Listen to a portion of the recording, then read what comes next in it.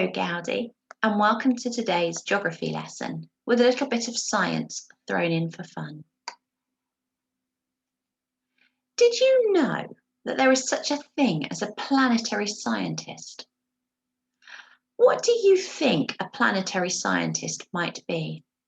If you've got a grown-up in the room, maybe you could tell them, or if you've brought your toy with to talk to, maybe you can talk to them. I've brought my penguin who's dressed up for the snow that's outside at the moment. So we're going to have a talk about what we think a planetary scientist might be. If there isn't anybody, just talk out loud. Talk to me. I can't hear you, unfortunately, but still talk to me. So a planetary scientist is a bit like a space geographer.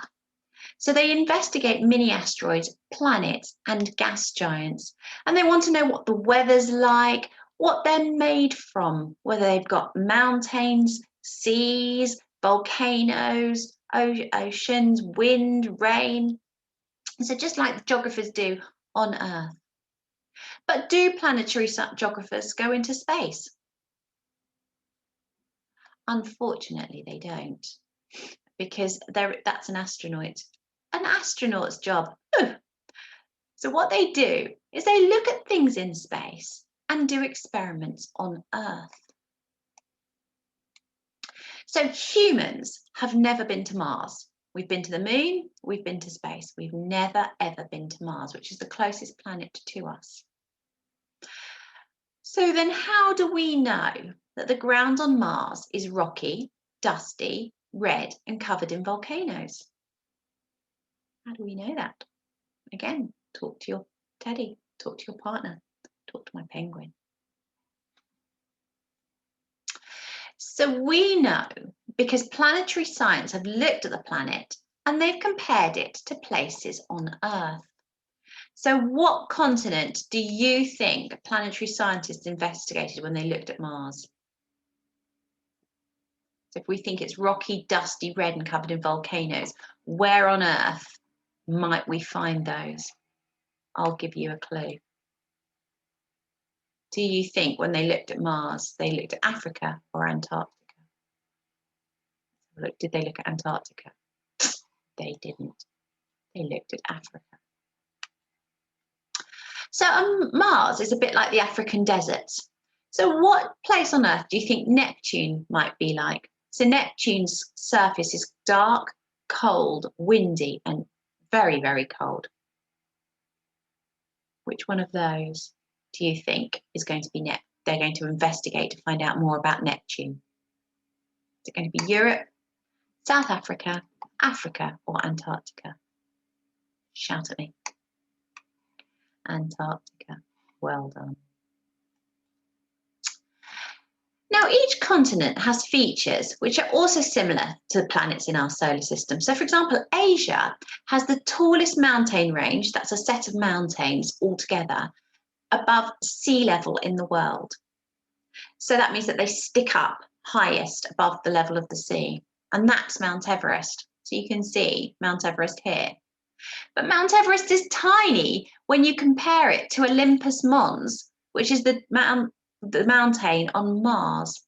And they reckon that Olympus Mars, so far they haven't found one bigger, but they reckon Olympus Mars is the tallest mountain in the whole solar system. So at the moment, they haven't found one taller. And that's a picture of Olympus Mars from space. It's quite impressive.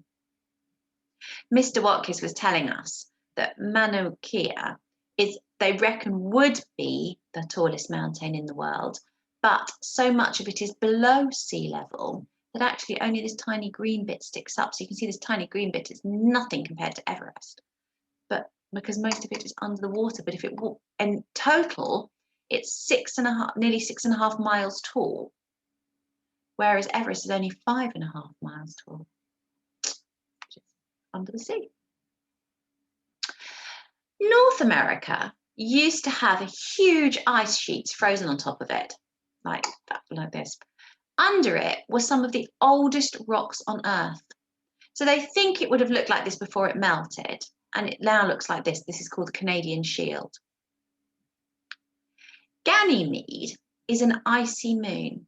It's one of Jupiter's 79 moons. It has a rock centre and it is covered in frozen water ice.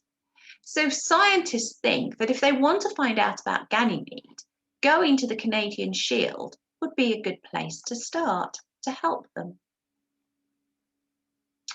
And then we look at the planets and the weather conditions. So in Antarctica, the temperatures are much, much lower than the Arctic temperatures. So they're both frozen, but the Antarctica at the bottom is much, much colder. And they can go down to as low as minus 73 degrees Celsius. So with the snow at the moment in Slough, it's about -1, -2. On Monday, it was 0 degrees. And so that's all it is, -1 or -2. Because could you imagine how cold it would? Oh, I can't even imagine. I can't even imagine what minus 73 degrees Celsius would be like. I think I would have to go and sit in a freezer in my underwear for a few days to actually begin to even imagine how cold that could be. Oh, no, thank you very much. What -1 is low enough for me. Neptune is the 8th planet from the sun, 8th planet in our solar system, and the farthest one away from the sun. And its temperatures get 3 times as cold as that. So they're not minus 73, minus 214. So they can't go there and find out about it. So the coldest place they can go on Earth is Antarctica. So what they do is they go to Antarctica and do experiments there that they think would help them learn more about Neptune. They are speculating, they are guessing, because they don't know what life is really like on Neptune or Mars.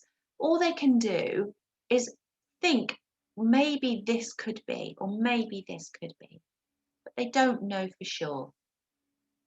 So your task today is to go back to that planet that you made 2 weeks ago, and I've taken some pictures of your work and put them here.